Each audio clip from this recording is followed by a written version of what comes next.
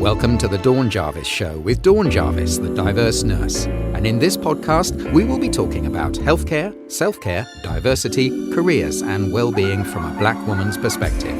We're really happy that you're here. So if you're ready, let's get on with the show. Right, welcome Becky. Welcome to the Dawn Jarvis Show and the Diverse Nurse Network. It's really good to see you. I'm going to read out your introduction. Becky Walsh is a one-woman radical reinvention of personal development, daring to disrupt the normal view of how we see coaching or therapy.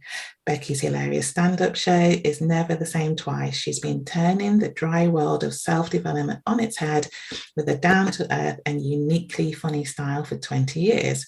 She shows people how to step into their power without making it cringe-making. Welcome, Becky. That's amazing. Tell us a bit more about that. So I sort of have always done personal development training that's been a little bit funny. And I mean, you know, funny, haha, not peculiar, although some may argue with that. And during lockdown, I got hired by the SLCC to run quite a few series of webinars. And one of the attendees of the webinars, because I can teach a whole range of different stuff. So they'd sort of say, oh, can you teach this? I'd be like, yeah, I can teach that. Yeah, I can teach that, which was great. Within this, one of the attendees of the webinar said, actually, I have no interest in this subject. This is right at the end. I've got no interest in the subject.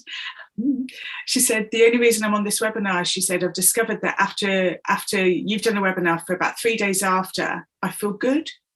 Oh. And we all started to really talk a bit about what was coming up and what the struggles were while we were going through the lockdown period, because it was quite new at that time for everybody. And so there's me teaching these webinars on emotional resilience. I mean, all sorts of different subjects, including how to use Canva, you know, all sorts of different things. And, you know, not so much personal development, more practical development with Canva. And I started to realize that what it was not so much what I was teaching, but the energy in the voice, the positive intent, and the absolute belief that all the people I was speaking to were great. They were great, you know. And by doing so, I also was bringing in huge amounts of humour. And it's very hard when you can't see the attendees, you don't know if they're laughing, you can't hear them. But I would just keep bringing out the humour. And then at the end, people would go, oh my God, I haven't laughed since the start of lockdown. This has really made me happy and blah, blah, blah. And so I thought, right, well, I've always been funny, and I've done this unique stand-up show that was kind of like intuitive improv readings on the audience and mixing that with comedy. And I just thought, you know what? I'm going to turn this on its head, and I'm going to do stand-up that teaches personal development, because I think it's all got a bit dull and boring. I know that we've got to talk about mental health. I know it's really important. I think it's really wonderful that we're talking about mental health. But God, do we have to be so sincere about it? Because if you didn't have a problem, you're going to think you've got a problem by the end of it, just on the fact that you're going to start looking for it. It's kind of like this sort of like an element with it that you go, well, I was fine until you started talking about symptoms, and I started looking at them, and I've got a ton of them. I must be mentally ill. But you were all right. Problems. It's a little bit like doing anything online. You just die. You know, you've got your thumb's gone blue because you bashed it, and now you're looking online, and before you know it, you've got sepsis and you're dying. So I don't know. So that's why I do what I do. I feel really passionate about bringing a little bit of light into a dark subject.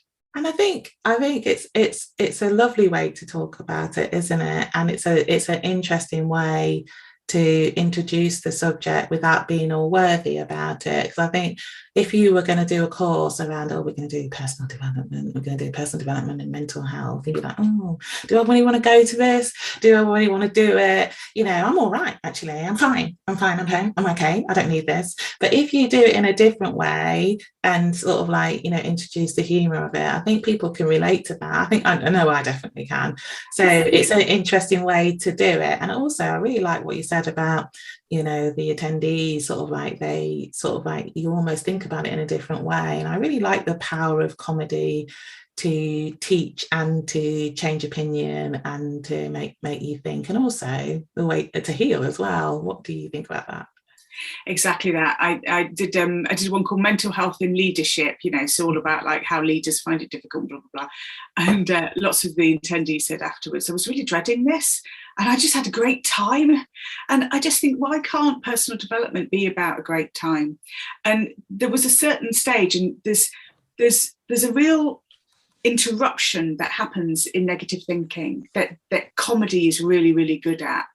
And whilst we're buying into titles, what happened here? Because it used to be that you would have feelings of anxiety. I say, oh, I'm feeling a bit anxious about this. And then suddenly the wording changed to, I have anxiety. What? Oh, did you suddenly catch it from something? Get it off the bottom of your shoe. What do you mean you have anxiety? Put it down. It's like, how do we have anxiety? You're feeling anxiety. And one thing that we know about feelings is we move through them. Now, I do get it that there's certain levels of chronic anxiety, which is like a panic alarm being stuck on all of the time. I get that. However, if you start with a narrative saying, I have anxiety, you're more likely to allow that panic alarm to stick on, because suddenly you've gone from having a feeling to a condition.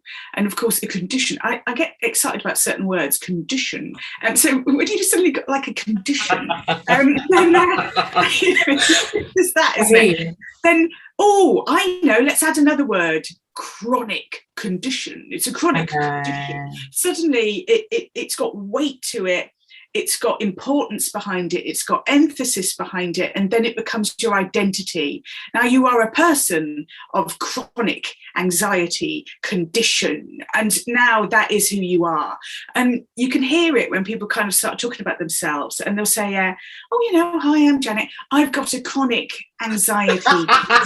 I've only just met you, love. Have you got any cake? Oh my gosh, that is so true. That is so true. There's I haven't got the reference, academic readers or listeners, like learnt helplessness, and it's sort of like the identity around. They talk about it sort of like in hospitals. In a sort of like very traditional sense with beds, and that when you go to hospital you have to put pajamas on, and then you go into this sort of sick role, and then you sort of like, it actually stops you getting better, because you're like, I'm in bed, I'm in hospital, aren't I? And it's sort of like, it's very well known that you have to treat it like a sort of like a normal experience. It's just, the chronic condition you talk about is just part of your life, and it has to be managed. And so it's sort of called it continuing care of of that. But you're absolutely right, it's sort of like a mindset thing.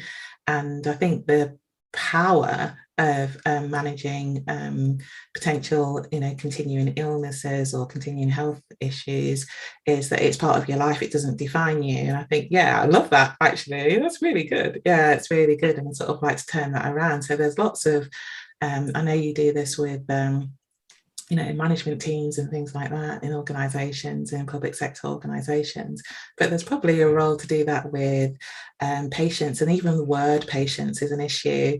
We're encouraged to say like clients or service users rather than patients, because the word patients means that you're in hospital and that you're ill. So, and that you don't necessarily need to be, do you? So that's really, really good. I really like that. And do you find doing it online? I mean, we're doing this online, and we've never met, actually, have we? But we know each other quite well. Do you think doing it online makes a difference? Yeah, I think it can do. I think that we feel that we need to be more gentle online, because something could happen and that connection be severed, so like your internet drops out or whatever, and you can be in the part of a process with somebody and the internet drops out, and it could be at a fundamental point, and you're like, because you don't want to leave that person in that place, because when you're moving an energy through, or you're moving a thought through, or you're in a transition point. And so I think that online you're more gentle than perhaps you would be when you've got a face-to-face client that just can't suddenly pop out of the room, because and I've had to adapt with my clients. I mean, like I said, I've been doing this 20 years. I've had to adapt from the in-person stuff. And in some ways I like it, because what happens is you're with a client for an hour, and then they can take 20 minutes to put on their coat, and so then the consultation continues another 20 minutes, whereas at the end of a Zoom call it's kind of like bye. So can I just say that is an etiquette thing for me. I sort of like, we have this really competitive thing about who can end the call first. It's like really weird.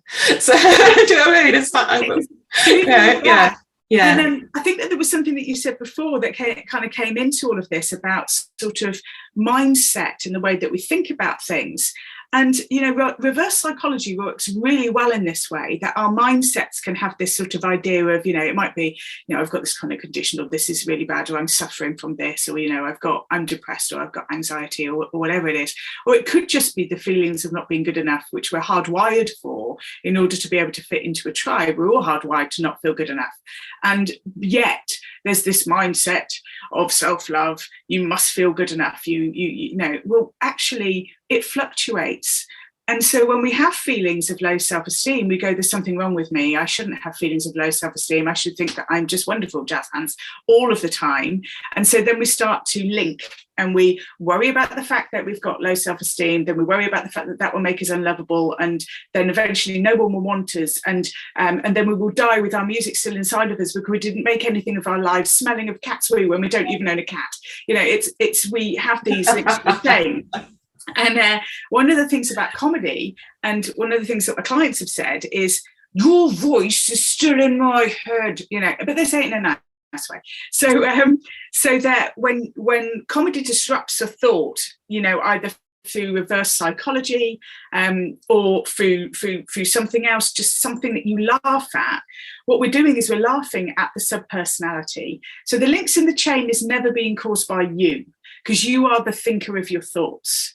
But the subpersonalities, or I like to call them protectors, are the parts of ourselves that are, protecting our vulnerabilities. And some other people call that inner child when we're looking at archetypes. But they're protecting our vulnerabilities. So it might be, I can't believe she did that, I'm really angry about this, blah, blah, blah, controller. Or it could be critic, which is, oh, I don't like the way that they chew yogurt, what's wrong with them? But that's the externalization. The internalization of the critic can also be quite dangerous. Like, you're stupid, you'll never amount to much, what's wrong with you? Why can't you do it? You're procrastinating again.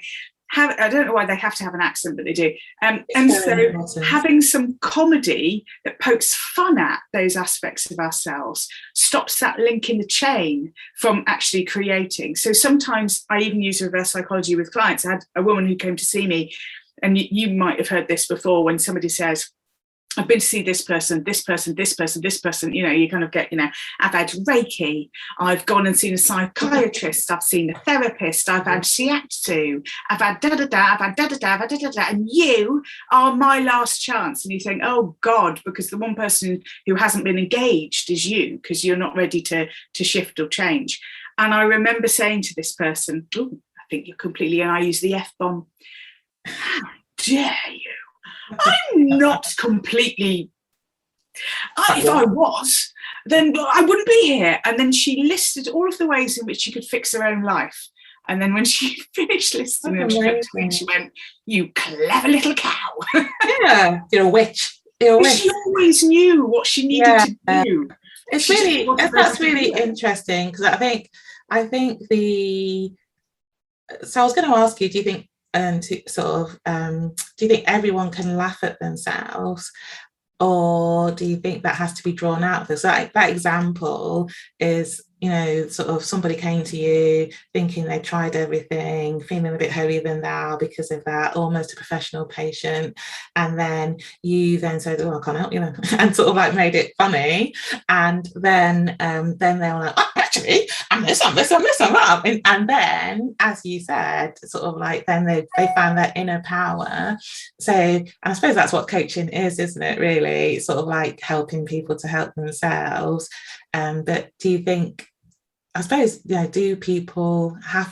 have to be coachable? And I suppose with the comedy, you're doing that with people who aren't necessarily coming to you to sort of like sort their mental health out, or to be personally developed, but that is sort of byproduct of it. So that, and that's what I like about the power of comedy. You're not going there to be educated, you're going there to be entertained. It's a bit like the BBC thing, isn't it, to sort of educate and, you know, entertain, and what, there's three things, I can't remember the third thing, but you know, it's all part of the package, isn't it? EastEnders is also a commentary on, you know, life in Britain or something like that. So it's there you're there to learn as well, or that's a byproduct. I actually don't know what I'm saying, but you know what I mean. I don't know. I know what you're saying. Now I can sound like EastEnders. I know what he's saying. I think EastEnders just makes me think that the whole of humanity is just gnarly. But, yes. But you're actually right, because characterization, you know, things like EastEnders, all of them are archetypally based, every single character. Not one of those characters, in a sense, in any soap opera is coming from a balanced part of themselves. You know, it's very, very rare, because there's no drama when we're coming from our archetypes.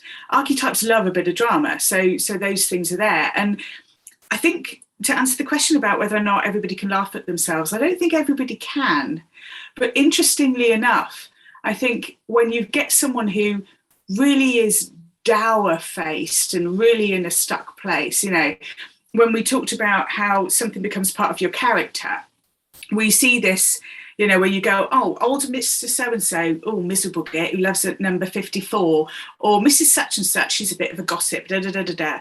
What we're saying here is when unresolved archetypes have got stuck and they've then become characters, they've become actual characters, and then we say a person is like that. So we might sort of say,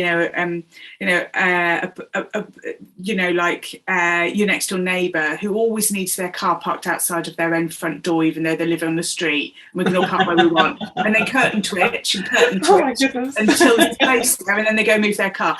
Yes. What happened to that person in terms of trust? That is someone who is suffering from huge limiting beliefs around trust, so much so that they feel victimized, that something's going to happen to their car unless their car, and so they're destroying the quality of their own life, worrying more about their car than they actually are sitting at home having a lovely time. They're just curtain twitching for their car.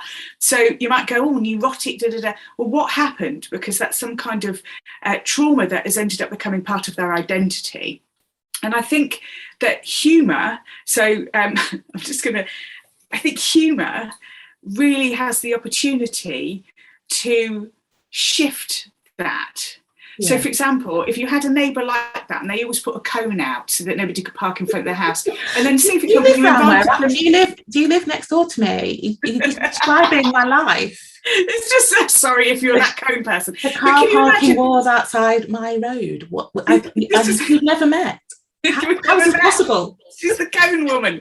So imagine if you invited that person to a party and you said, oh, you know, I'm having a bit of a garden party, please come over, you know, bring the cone optional. They would probably laugh at that. They would laugh at that. You know, it's just... And we're so scared, aren't we, to be able to kind of just to joyfully poke fun. But I love it when people pay me to do it. It's so hard. That's amazing. I might have to do that. I might have to write next door. That would be brilliant. That would be brilliant. But some people would take that totally the wrong way, wouldn't they? I know, and I mean, I think that is the difficult that is the difficult thing, isn't it? But we've become very fearful of offence, that we've lost the flirt. Yeah. You know, because life is about flirtation, and in some ways that flirtation, that kind of like that joyful sort of banter that you have with people, has, you know, and I think that's what we miss when we've all kind of gone working from home. And it was one of the things that kind of like came up on the webinar. A lovely lady sort of like shared, she said, I don't know who I am anymore because I'm working from home. She said, but nothing's changed. I'm still doing everything the same. She said, but so I don't understand why I don't know who I am anymore. And I said, well, you know, identity, especially if you're going into work, and I don't care where you work, office, theatre, wherever, but it's the little things, isn't it? It's the fact that, you know, Sandra, who's on Tinder, she really shouldn't be there. She's a pretty girl.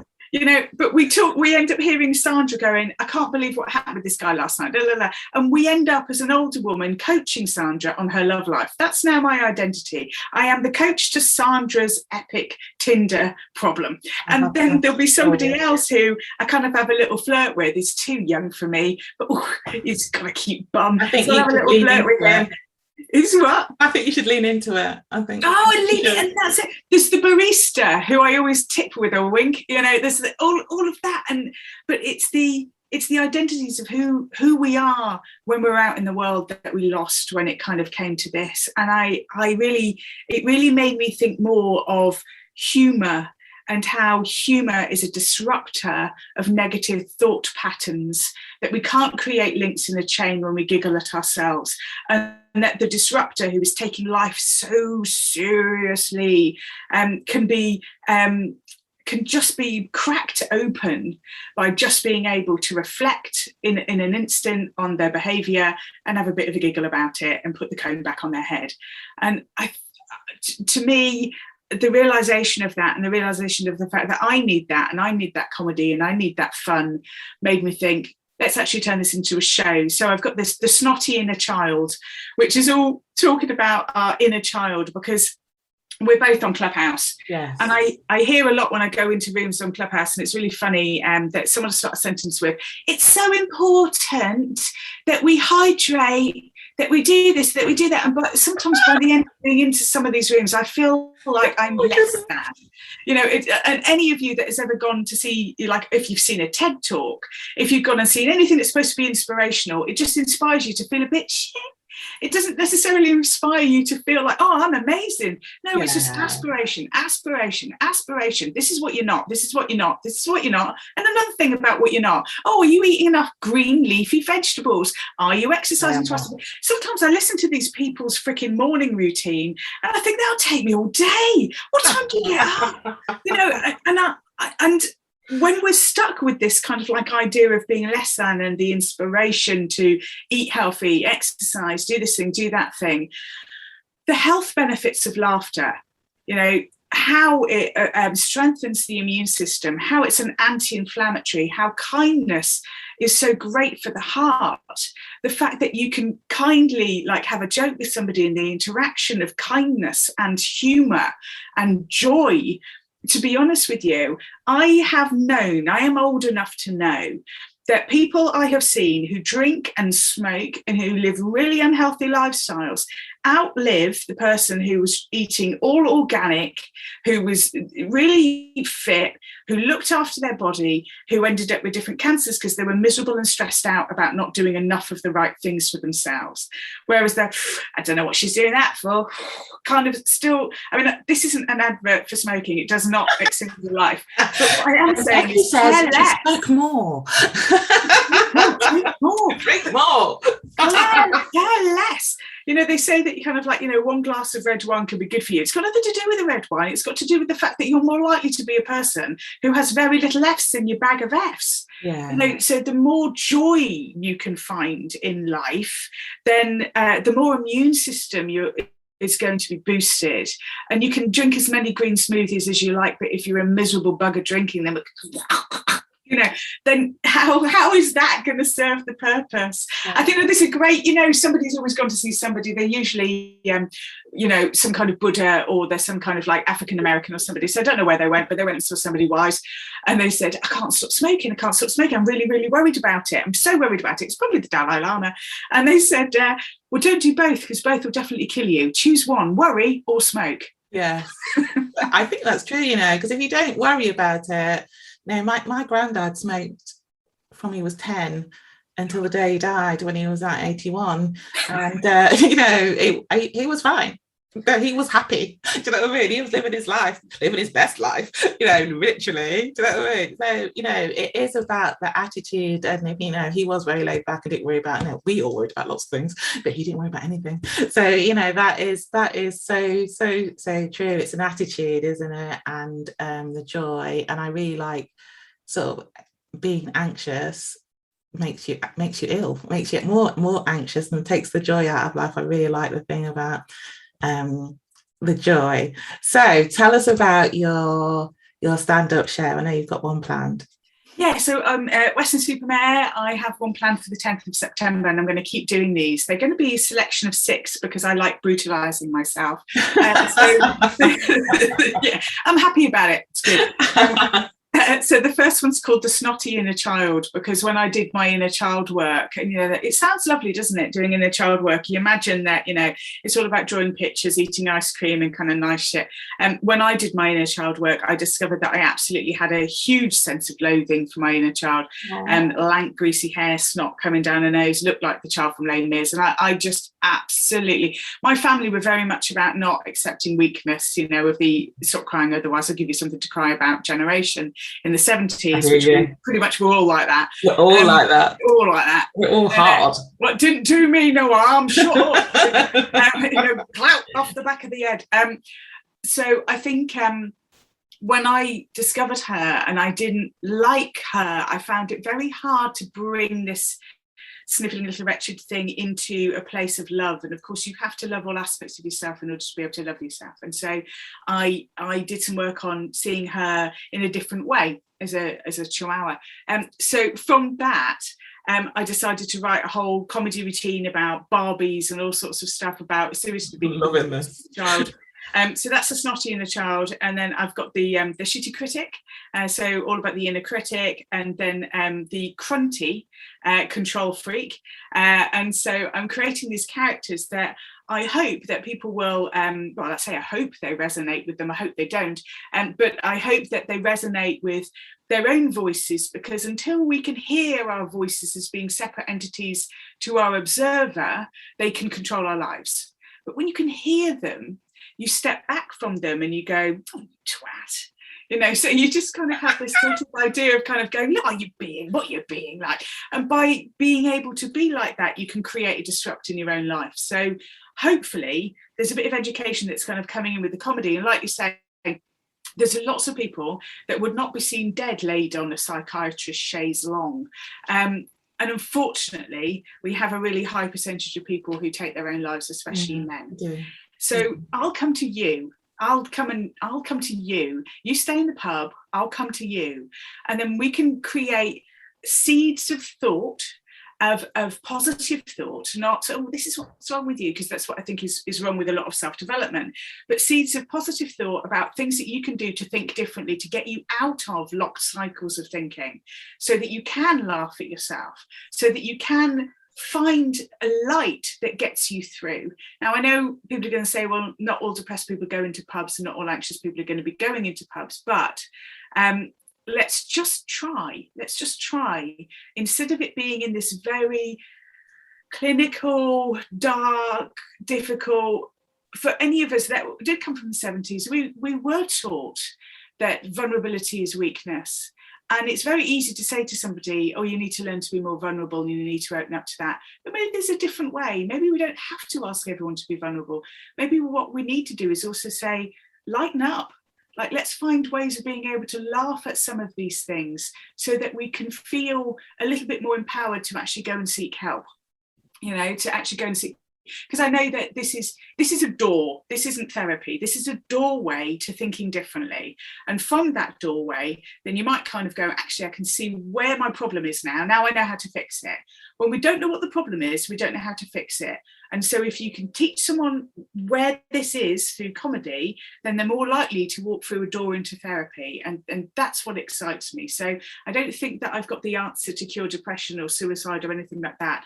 I think I'm part of a greater solution. I think comedy, humour, laughter, and its effects on our immune system and our effects on our mental and emotional well-being is part of a bigger answer. And it is an answer for people who definitely would not be seen dead on the chaise longue. That's amazing. That's really, no, I'm serious. From a health point of view, I used to commission health services, and it's around accessibility. And there have been a lot of research studies around we need to go to where people are. And I was really struck by what you said around, not everyone who's depressed will go to a comedy club or to a pub, but some will, and there'll be some people who are drawn to those places, and it's a place they go. So they might not go to community hall, they might not go to see a psychiatrist, as you said, and they might even go to their doctor, but they might go to a comedy club. And I know from personal experience that comedy has brought life into my life in some dark times. So I really like that, and I actually think you could sell that as therapy around that. So I think that's absolutely amazing, and a really good way to look at it, and the way to look at health and well-being in the round, actually, and the different ways that we can, support ourselves with our health and well-being. It doesn't have to be a tablet. It doesn't, it is, it doesn't, eating your greens is obviously brilliant, but also looking after your soul and your well-being is also very important too. So I love that. So when are you doing your next stand-up show? I mean, this is obviously going to be on the internet forever, but I'm based in Western-super-Mare, but will travel anywhere for the right amount of cash and cake. But I'm and a lot of stuff you can do online. So Western-super-Mare, the Stable Games Room on the 10th of September at 7:30. So that's where I'm going to be, and it's a completely free event while I'm just kind of getting used to this material. So there's going to be a series of 6 shows that's kind of going to take people through a journey, but they'll kind of like pop up here and there. So that'll be quite an exciting thing to do. And just on the point that you said there, and I'm sure you probably know this, did you know? Well, yeah, you would know, but just to say to everybody who's listening that in the UK there are traces of antidepressants in the water that we drink. Wow. Yes, I did know that. That's unfortunate. I know. So anything that can help people get off that level of medication is a good thing, because it's a really good thing. And is there somewhere a course or anything that you run that you'd like some listeners to know about? Yeah, so I teach a lot on intuition. So I've got a free course on intuition on my website, which is beckywalsh.com. So this is kind of came from my book, You Do Know, Learning to Act on Intuition Instantly, because a lot of it is about reading the room as well when you're a comedian. So you need to have that kind of like level of intuition too. That's cool. So I'm doing that. And then I have a ton of kind of online courses and things. So if you just go to beckywalsh.com, you'll be able to see, you can sign up to the mailing list so that you can see where I'm playing. You can invite me to come and work with you or your colleagues. And I also see one-to-one clients as well. So lots of different ways in which I'm interactable, including a YouTube channel and all sorts of stuff going on. And we're both in Clubhouse. So we are both in Clubhouse. So I'd recommend that. And I have experienced Becky's comedy, and it is absolutely wonderful. And all the links to where you can get in contact with Becky will be in the show notes, either on YouTube or on the podcast notes as well. Becky, it's been an absolute pleasure, and you've actually made my morning and made me smile. So I'm grinning, so the endorphins, everything's going, so that's really good. And thank you so much for your time. And I know that we will be seeing each other again, but and just thank you so much for being on the show, and perhaps we'll catch up in a few months and see how you're doing, because I'd like to know how the series went, how the characters went, how it all played out, and so the success in your business as well. So thank you very much for being on the show. Thank you for having me. That's what I've got to say. Thank you for having me. Okay. Thank you for listening to the Dawn Jarvis Show. If you enjoyed this episode, there are 2 things you can do. Number 1, leave Dawn a rating and a review on Apple Podcasts. It would mean so much to her if you took a moment out of your time to post your thoughts on the show. It will help Dawn reach so many more people and help them with their well-being. Number 2, subscribe to Dawn's email list, the Diverse Nurse Digest, using the link in the show notes. Until the next time, thank you and goodbye.